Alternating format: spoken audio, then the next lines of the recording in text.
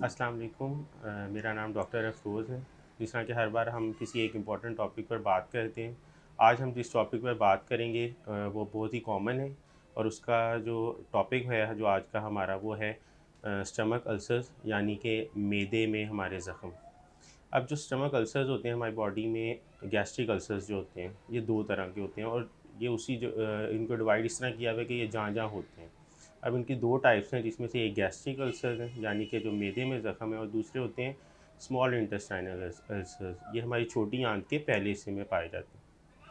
अब इनके कॉजेज़ क्या हैं अल्सर्स के? ये जो ज़ख़म हमारे स्टमक या इंटेस्टाइन में बनते हैं इसके कॉजेज़ क्या होंगे? इसमें जो सबसे ऊपर कॉज़ है वो एक इन्फेक्शन होता है। पूरी दुनिया में ये इन्फेक्शन जो है बहुत कॉमन है और इसकी वजह से ही 90 टू 95% ऑफ द जो अल्सर्स होते हैं वो इसी इन्फेक्शन की वजह से होते हैं। ये एक बैक्टीरियल इन्फेक्शन है जिसको हम एच पाइलोरी कहते हैं। ये हमारे मैदे में या छोटी आंत के पहले हिस्से में अगर ज़्यादा हो जाए और कुछ लोगों में ये वैसे ही पड़ा रहता है, अगर कुछ लोगों में ये एक्टिवेट हो जाए या उसकी मिकदार ज़्यादा हो जाए तो इसकी ये अल्सर कॉज कर सकता है। सेकंड जो इसकी हमारी मोस्ट कॉमन कॉज होगी वो है second on the second list, वो है कुछ ड्रग्स ऐसी जिसमें जो हमारी एनसेड्स होती हैं जिसमें एस्प्रिन, डाइक्लोरोन और इस तरह की जो हमारी non steroidal anti inflammatory drugs होती हैं उनकी वजह से भी हमारे मैदे और छोटी आंत में अल्सर्स हो सकते हैं यानी कि मैदे के ज़ख़म हो सकते हैं। तीसरी कुछ लोगों में होता है जिनमें फैमिली हिस्ट्री होती है, ये जेनेटिकली भी हो सकते हैं, कुछ फैमिलीज़ के अंदर ये रन करते हैं, उन लोगों में ये इनकी परसेंटेज बढ़ जाती है अल्सर का होना। चौथी हमारी जो कॉज़ होगी वो कि अगर हम कोई एसिड इंजेक्शन करें, कोई हम ऐसी बाहर से चीज़ खाएँ या पिएँ जिसके अंदर एसिड हो या तेज़ाबियत उसकी इतनी ज़्यादा हो, उसकी पीएच इतनी लो हो कि वो हमारे इंटेस्टाइन में ज़ख़म कर दे या मैदे में ज़ख़म कर दे। अब इसके सिम्पटम्स क्या होंगे यानी कि इसकी क्या अलामात होंगी जिससे हमें पता चल सकता है कि हमें या तो अल्सर है या इससे मिलता-जुलता कोई, जिस तरह की पिछली हम वीडियो में डिस्कस कर सकें एसिड रिफ्लक्स, जो इसी की एक प्री अल्सर जो हमारी कैफ़ियत हो सकती है वो होती है। गैस्ट्रिक अल्सर्स अगर हो सकते हैं हो किसी शख्स को, तो उसमें जो मेन इम्पॉर्टेंट जो सिम्पटम्स आता है या अलामा जो मोस्ट इम्पॉर्टेंट आती है वो होती है एपिगैस्ट्रिक पेन, यानी कि हमारी छाती के लोअर जगह पे और पेट के ऊपर वाले जगह के दरमियाने हिस्से में उन लोगों को बहुत ज़्यादा दर्द होती है। अब इस दर्द की रिलेशन होता है खाने के साथ, मतलब कि या तो खाना खाने से दर्द बढ़ जाएगी या खाना खाने से कम हो जाएगी। जिस तरह कि हम पिछले पहले मैं आपको बता चुका हूँ कि ये 2 तरह के होते हैं, गैस्ट्रिक अल्सर यानी कि मैदे के ज़ख़म और छोटी आंत के ज़ख़म। अब जिन लोगों को मैदे का ज़ख़म होगा उनमें जब वो लोग खाना खाएँगे तो उनकी जो एपिगैस्ट्रिक पेन है यानी कि जो पेट के ऊपर वाले हिस्से में जो दर्द हो रही है वो बढ़ जाएगी खाने के बाद। और जिन लोगों में छोटी आंत का ज़ख्म है उन लोगों में खाना खाने से ये दर्द कम हो जाएगी और जबकि खाली पेट अगर वो लोग रहेंगे तो उनके जो एपिगैस्ट्रिक पेन है, मैदे की जो दर्द है वो ज़्यादा हो जाएगी। इसके साथ उल्टी आना या उल्टी की कैफियत होना खाने के बाद या खाली पेट, या मुंह में कड़वापन या पेट का भरे रहना हर वक्त, भूख ना लगना यानी कि, या जिस तरह कि थोड़ा सा खाने के बाद पेट का फूल जाना, या जिस तरह कि एसिड रिफ्लक्स के जो सिम्टम्स हमने पूरी पिछली वीडियो में मैंने आपको डिस्क्राइब किए थे, वो वाले सिम्टम्स भी इसमें आ सकते हैं अगर हमें मैदे के ज़ख्म या छोटी आंत के ज़ख्म हों। अब जिस तरह के ये सिम्टम्स मैंने आपको बताए हैं, इसके साथ साथ इसकी वजह से कुछ कॉम्प्लिकेशंस भी हो सकती हैं। कॉम्प्लिकेशन में सबसे पहले कि अगर ये ज़ख्म जो है जो हमारी छोटी आंत में या हमारे मैदे में अगर ये गहरा और ज़्यादा बड़ा हो जाए, या किसी भी जो वहाँ पे वेज़ल गुजरी है जिसमें से खून जा रहा है उसको अगर ये इन्वॉल्व कर ले, तो इसकी वजह से खून की उल्टियाँ या काले पखाने भी आ सकते हैं और मैदे में हर वक्त हमारे जिस्म से खून निकल सकता है और जिसकी वजह से अनीमिया यानी कि आयरन डेफिशिएंसी जो हमारी अनीमिया होता है वो भी हो सकता है, यानी कि खून की कमी भी इसकी वजह से हो सकती है अगर ये बहुत ज़्यादा देर तक रहे और इसी तरह इसमें से खून निकलता रहे। दूसरी चीज़ जो इसमें हो सकती है कि ये इतना डीपली इन्वॉल्व कर दे कि परफोरेट हो जाए, यानी कि मैदे के इतना ज़्यादा ये डीप चला जाए कि उसमें परफोरेशन यानी कि सुराख हो जाए। जब उसमें ये फट जाएगा हमारा मैदा या छोटी आंत में सुराख हो जाएगा, उसकी वजह से हमारे पूरे पेट में इन्फेक्शन हो जाता है जिसको हम पेरिटोनाइटिस कहते हैं और ये बहुत ही ख़तरनाक कॉम्प्लिकेशन है। इसकी वजह से पेशेंट की जो है डेथ भी हो सकती है और पेशेंट जो है सेप्टिक शॉक में इनिशियली जाता है और उसको फिर मैनेज करना मुश्किल हो जाता है। अगर ये जिन लोगों में बहुत ज़्यादा अरसे से रहता है उसमें ये जो अल्सर है ये कैंसर में भी तब्दील हो सकता है और इसकी वजह से वज़न भी लोगों में कम हो सकता है।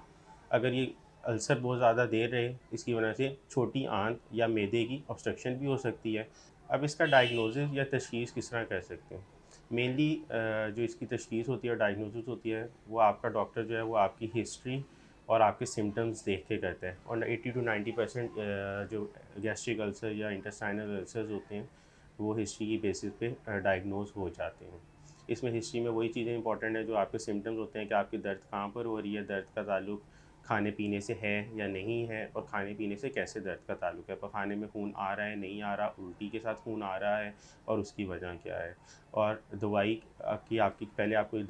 पेन किलर्स या एनसेड्स वगैरह की आपकी हिस्ट्री तो नहीं है, या आपकी प्रीवियस एज पाइलोरी इन्फेक्शन की हिस्ट्री तो नहीं है। इस तरह डिटेल हिस्ट्री से इसकी बेसिस पे आपका डायग्नोसिस मोस्टली आपका डॉक्टर कर लेता है। और अगर इससे डायग्नोसिस ना हो सके तो कुछ इस तरह के खून के टेस्ट होते हैं जिसकी बेसिस पर हम इसको डायग्नोस कर सकते हैं, जिसमें कि जिस तरह के ये बैक्टीरियल इन्फेक्शन की वजह से होता है, यानी कि जो एक जरासीम है जिसकी वजह से ये अल्सर्स बनते हैं, जिसका पहले मैंने आपको बताया जिसका नाम एच पाइलोरी है। तो उसके कुछ खून में टेस्ट किए जाते हैं और कुछ पखाने में यानी कि स्टूल में उसके टेस्ट होते हैं।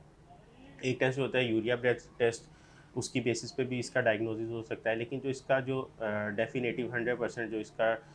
डायग्नोस्टिक टेस्ट होता है जिससे आपको पता चल सके कि आपके मैदे में ज़ख़म हैं या नहीं हैं, उसके लिए एंडोस्कोपी करते हैं, यानी कि कैमरे वाला टेस्ट, जिसमें आपके मुंह के ज़रिए कैमरा आपके पेट में और आपकी छोटी आंत तक लेके जाते हैं और उसमें देखते हैं कि अल्सर है या नहीं है, और उसकी बायोप्सी यानी कि उसका एक छोटा सा टुकड़ा ले लेते हैं और उसमें उस जरासीम को या उसकी जो भी हिस्टोपैथोलॉजी होती है वो करते हैं, और उससे उसकी बेसिस पे इसका डायग्नोसिस होता है। इसका इलाज इस तरह मुमकिन है कि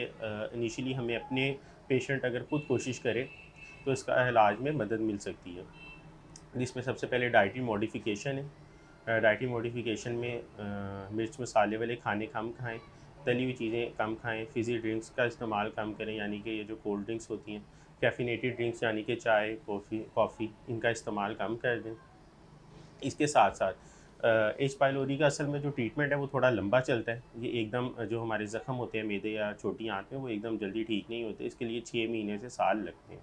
इसके लिए कुछ आपका डॉक्टर दवाइयों का इस्तेमाल भी करेगा जिसकी वजह से ये बेहतर हो जाए। इनमें कुछ दवाइयाँ इस तरह की होती हैं जो हमारे मैदे में जो एसिड बनता है उसको उसकी जो मिकदार होती है बनने की उसको कम कर देते हैं। जिनमें पीपीआईज़ वगैरह और एंटी एसिड्स के ग्रुप हैं वो आपका डॉक्टर आपको प्रिस्क्राइब करेगा, जिससे ये बेहतर हो जाएगा। आपका जो मैदे का दर्द है, आपके सीने में जो जलन है वो बेहतर हो जाएगी। इसके साथ साथ जो प्रीडिस्पोजिंग फैक्टर हैं जिनकी वजह से ज़ख़म बना है उनको ख़त्म करना पड़ेगा, जिसमें अगर कुछ दवाइयों के इस्तेमाल की वजह से है, जिस तरह के एनसेड्स या स्टीरॉइड्स वगैरह जो होती हैं दवाइयाँ, उनकी वजह से ये हो सकता है, तो उन दवाइयों को या तो बदल दें या उन दवाइयों का बंद कर दें। इसके साथ साथ अगर कोई शख्स सिगरेट पीता है तो उसको बंद करें। शराब के साथ साथ ये ज़्यादा बढ़ जाते हैं, तो अगर कोई अल्कोहल पीता है तो उसको बंद करें और अपने डॉक्टर से रब्ता करें ताकि वो कुछ आपकी दवाइयाँ इस तरह तब्दील करें जिसकी वजह से ये अल्सर सही भी हो जाएँ और जिन लोगों को नहीं है वो ना बने। इसके साथ अगर जिस तरह की हमने पहले बात की है कि इन्फेक्शन की वजह से एच पाइलोरी इन्फेक्शन की वजह से भी ये हो जाते हैं, तो उसके लिए एक प्रॉपर एंटीबायोटिक कोर्स होता है जो आपका डॉक्टर आपको देगा और उससे भी ये बेहतर हो जाता है। इसके साथ ही मुझे इजाज़त दें, और अगर ऐसी ही इंफॉर्मेटिव वीडियो आप आगे भी देखना चाहते हैं तो इस चैनल को लाइक और सब्सक्राइब करें और मेरी वीडियो को शेयर करें। शुक्रिया।